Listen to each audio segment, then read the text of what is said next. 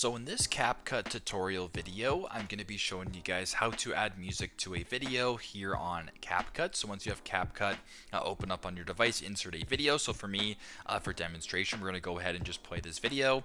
It's a stock footage video of just the YouTube subscribe button. Like and subscribe if you haven't already, obviously. But if you want to add music to this video, it's super simple because as of right now, as you can tell, there's no music in the background. So it's super simple.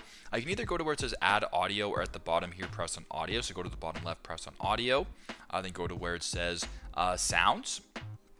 Now you can either go to where it says sounds here or go to commercial here, sort of play around with it that way, but just be careful that you're not using anything copyrighted, obviously, if you're going to be using this on YouTube or whatever. But we're just going to go ahead and go to sounds, and let's say we wanted to go to vlog, for example, and if we just wanted to use this first example right here, we'll go ahead and press on the kaleidoscope realm. It can play right there. I'll just go ahead and press on this blue kind of plus arrow on the right hand side, and I've now added the music to my video. So if I were to go ahead and play it,